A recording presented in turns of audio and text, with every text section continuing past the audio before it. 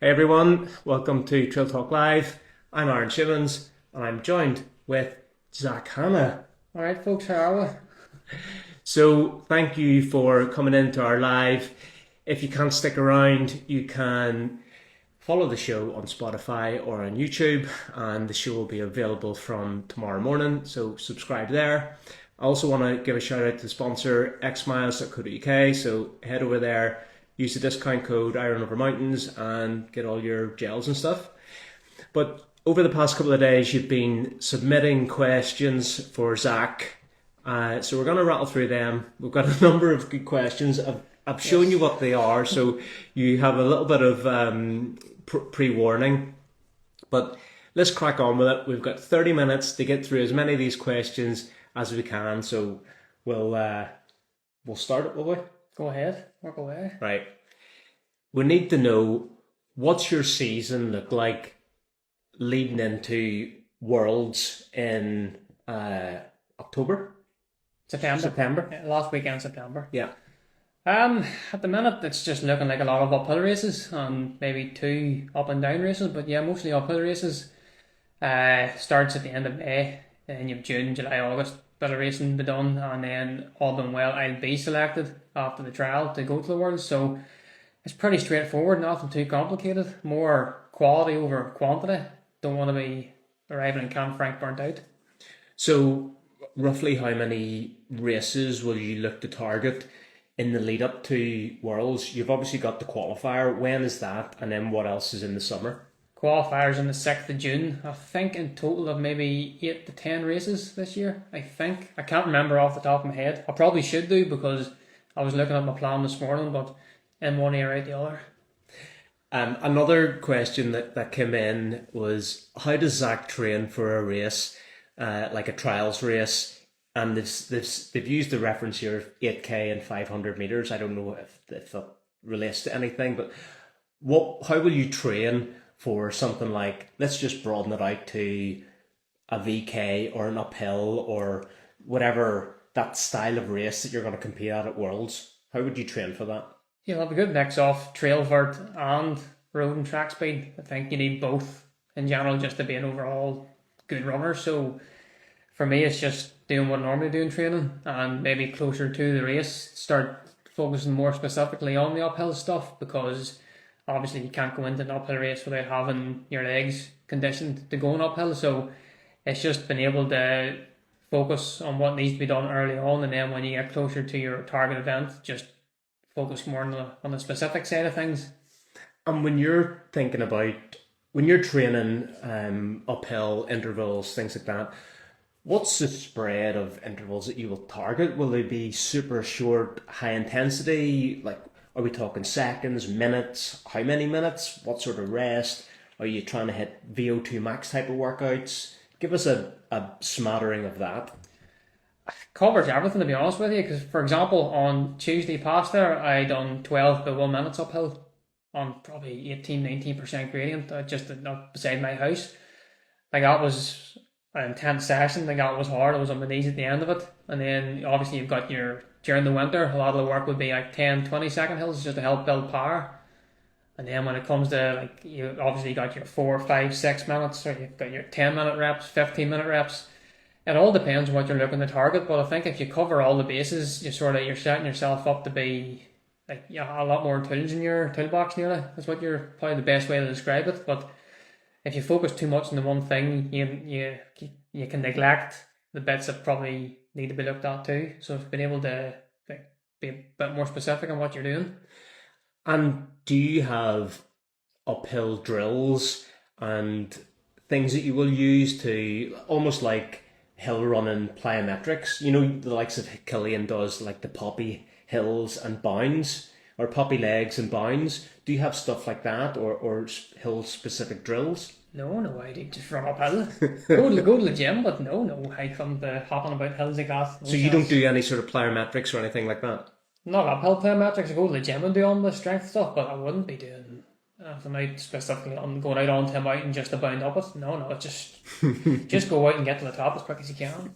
Probably the best way. All right, next question. We're a few minutes in now. So, what would you tell your younger self around the times or the period of joining this sort of the Salomon team?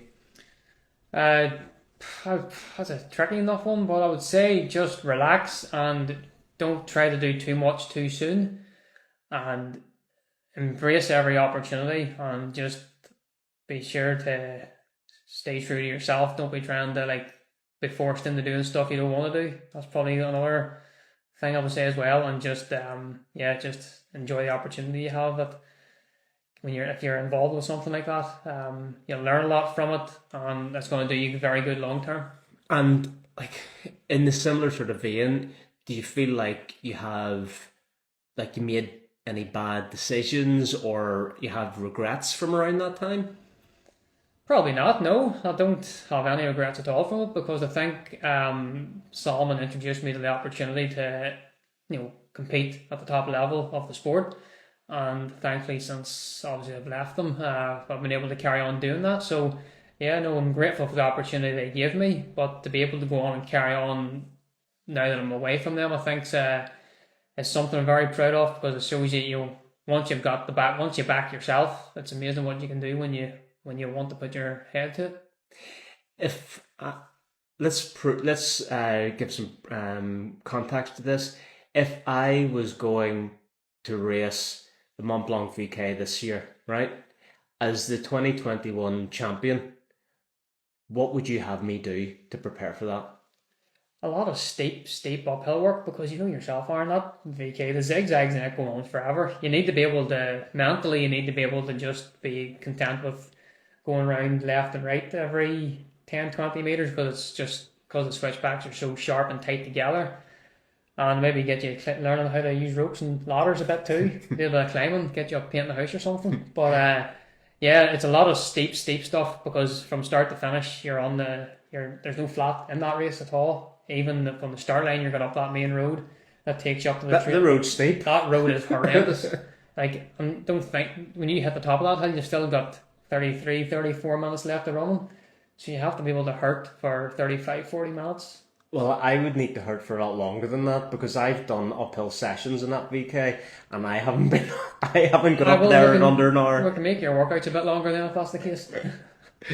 So whenever you're doing something like, whenever you're racing Mont Blanc VK, as an example, are you looking to kind of settle into that, like just below lactate threshold, or where are you looking to kind of grind? I remember whenever I ran on 2021, I think I wanted to get up the hill, on the tarmac hill, feeling in control, and once I hit the bottom of the trailhead, it was just a case of getting locked into like a rhythm that you knew you could progress as the higher up you got, because on that VK you've got 100 meter signs, which basically for every 100 meters of elevation gain you have. So like it's not just when you get to 800 meters, 900 meters, you realise you're well up in altitude at that stage.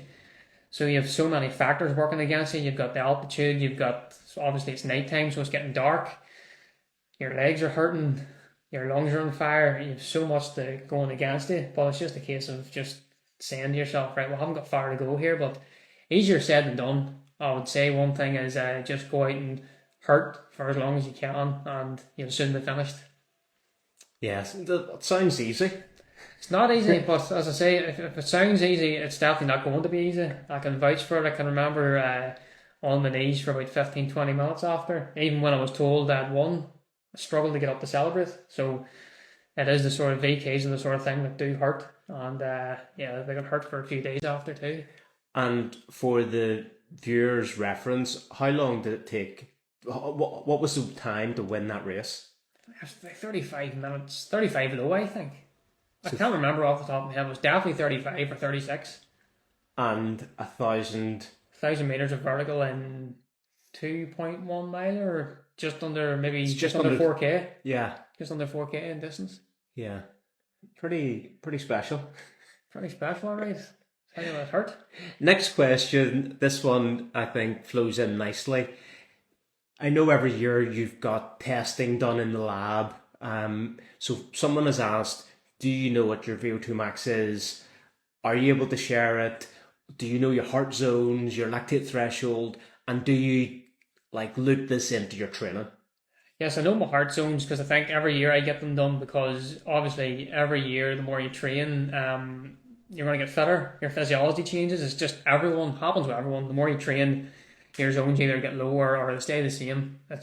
Everyone's different. Heart rate zones have changed, and particularly this year, I done for the first time done my lab test uphill specific because I always had this idea that my effort going uphill was the heart rate was different compared to running the flat. Thankfully, we proved my theory that whenever I run uphill, my heart rate is lower and the effort's lower. Okay. But whenever I go onto the flat, it's obviously a lot harder. My VO2 max 79. That's the VO2 max. Now that doesn't mean diddly squat really, unless you're going to actually do the work. Doesn't mean I'm gonna win anything special if I just sat on the backside and done anything. But it's the sort of thing. It's a good benchmark, but That's very high. It's a good benchmark, but it doesn't guarantee me success. That's one thing I can tell you. So just have to keep training and just get the miles in the legs. That's probably the only way forward. It gets you even more respect and credibility from the audience because we're all thinking, flip me, that's really high. Well, I remember having my VO2 max tested in, I think it was 2012 down in DCU, and I'm not going to tell you what it is, but the audience want to know. The guy said to me at the time, he said, I thought it would have been higher.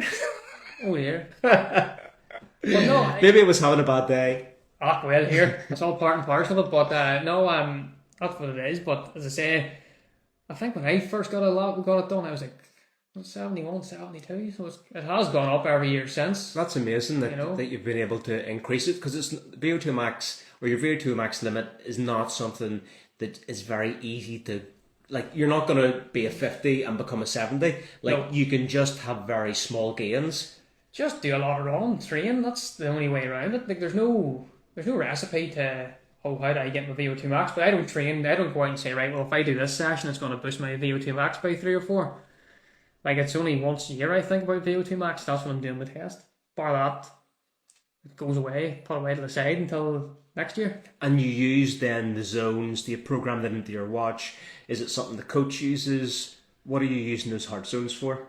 So when I train on a Tuesday and a Saturday, hill sessions are generally, like, say for example on Tuesday's 12 to 1 minute session was no heart rate was looked at there at all because it was running hard. I just wasn't looking at it until after. And then tomorrow morning I have a flat session on Caswell Lake, so yes, I'll be using the zones for it, but they will be, I've been looking to sort of tempo effort, but as well, because I've been doing a lot of training with zones for a long time, I know on field basically. Yeah, you know what it feels. I know what 170 beats feels like. I know what 160 feels like. So yes, I have the heart rate on the watch to look at, but I can nearly tell you at the end of the session tomorrow, without looking at the watch, where I was and what my max was or what my average was. If you're able to do that when you're running, you're in a good place, I think, because you're able to read your body and you're not just stuck on technology all the time.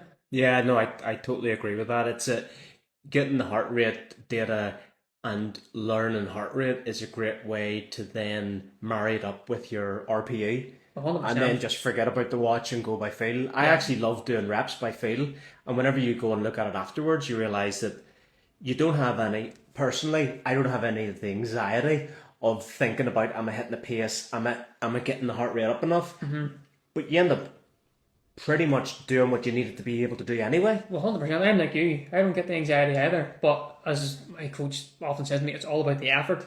Heart rate, pace doesn't come into it. It's the effort. If you can run, especially if it's a really crappy day, weather's bad, headwind, things are going to go against you. And if you're not hitting, say if you want to hit a certain pace and you're 15 seconds off it, who cares as long as you've got the work in? That's the main thing. Yeah. You can't see a headwind on Strava. No, you cannot, but you can just look at the heart rate. Or you can just look at a comment, and I made a comment on the wind the other day on Strava, which some I got reported for. So another question, we're coming into some local questions here. Someone's asked, what's your favourite downhill in the Mourne Mountains? Favorite downhill? Probably coming. This might be the wrong question for you. No, People no, should be no, saying, "What's no, your favorite uphill?" no. You're an uphill man. No, there's a lot of downhills in the mornings I absolutely love. I absolutely love coming off the top of Binion down to the Lonigan Saddle, looking over the Silent Valley. I Yeah. absolutely love that descent. Coming off the top of Mealmore and Mealbeg either side in the Meals race, because it's just a big. You're looking right over onto my home ground over in Steve Crib there, Yeah. God's own country. So That's a that, good descent. that's a very good descent, and if you can get it right on the right day, you can fly down it. And as well, this is a good descent.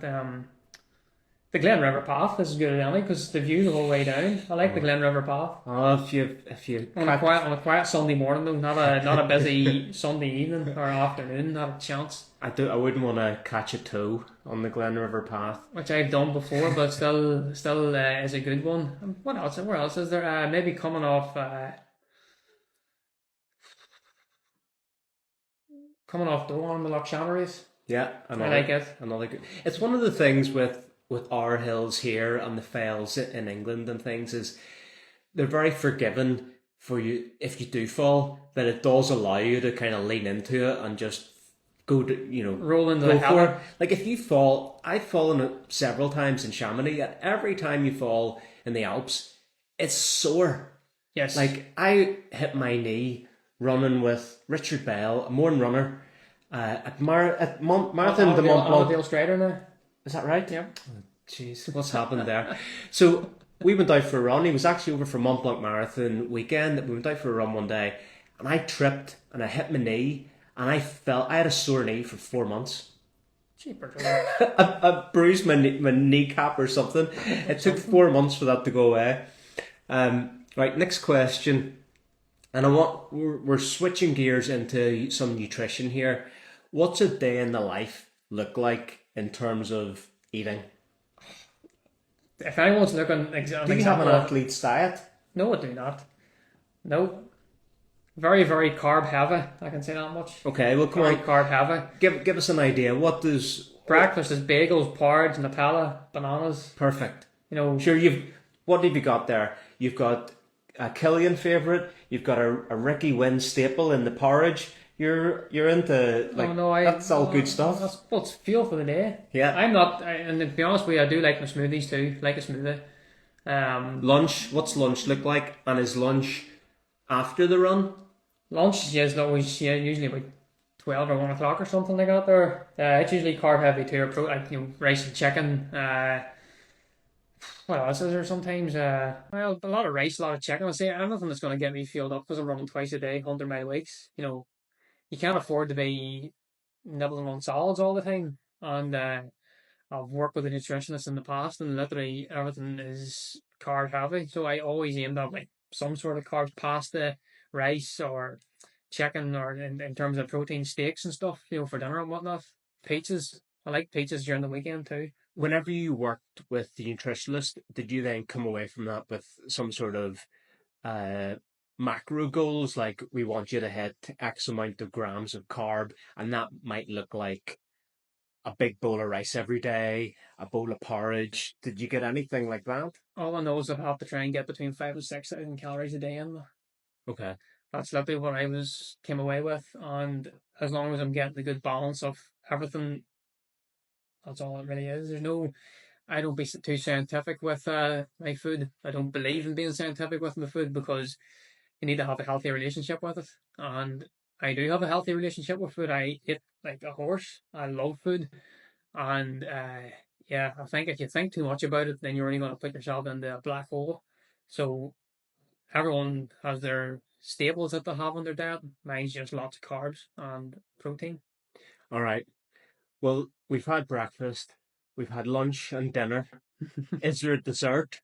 And also, is there like a post-race treat or like a dirty meal after a race or something? Like what are the things that are like few and far between, but a special treat? I would say a good fish supper is hard to beat after a race. Hard to beat a fish supper. Depends where you are, especially if you're racing here. You go to McCann's in Newcastle or something there. Hard to beat that. If you're on the continent, good pizza. Can't beat a pizza. Pizza. Even here too. At home, pizza's hard to beat as well, but I do like a pizza on the weekends. every week. I say every weekend I have a pizza because, Saturday night you're longer on the morning, you've had a heavy week of training. It's just something nice. Saves you having to cook as well. Pizza is also a dish that transcends distances.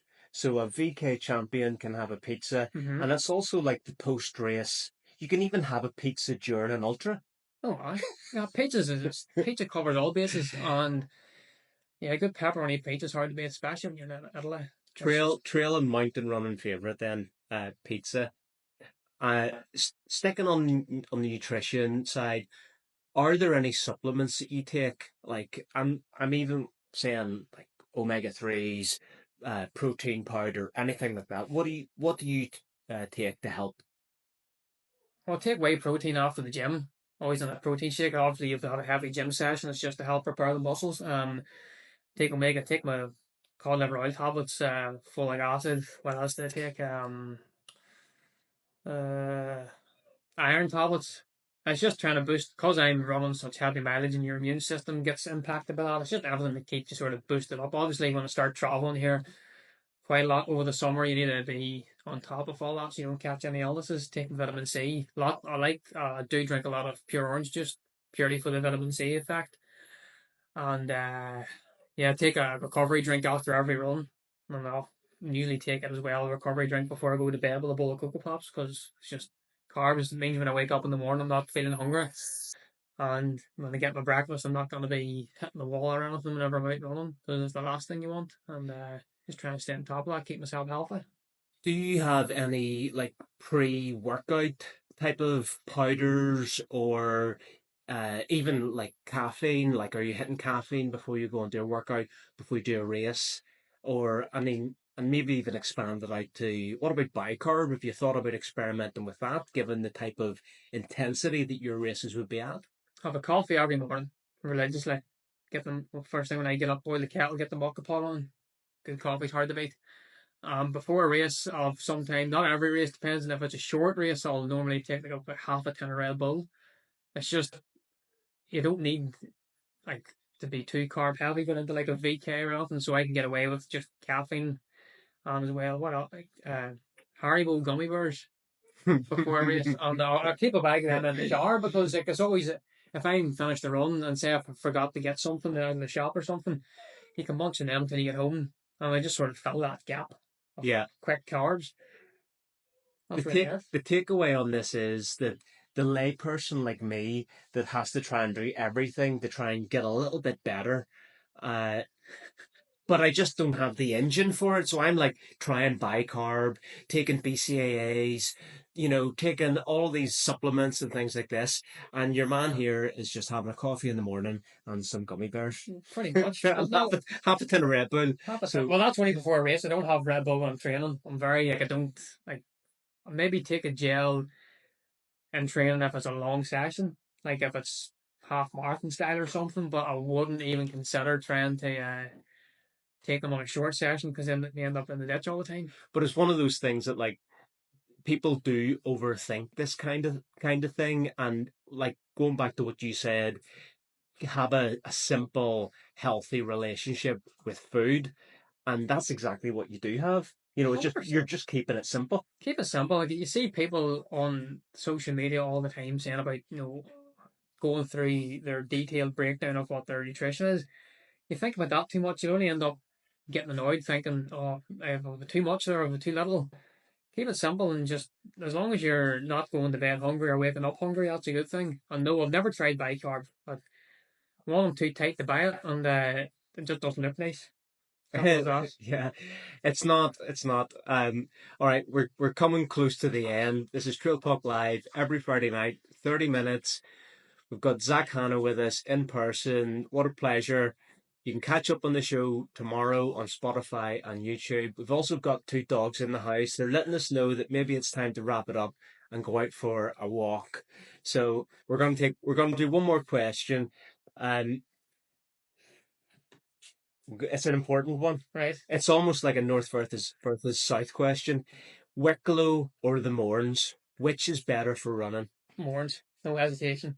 I agree. I have a fair idea if we asked that question, but I'm going to say Mourns because I know it's going to wind them up. But Yeah, no, home's home, and my home hills are just hard to beat. You know, where I live, where we very lucky to live where we do live, and yeah, nothing better than getting up to the top of Donald Binion and looking down over the kingdom, God's own country. Perfect. All right. Well, that is the end of tonight's Instagram Live.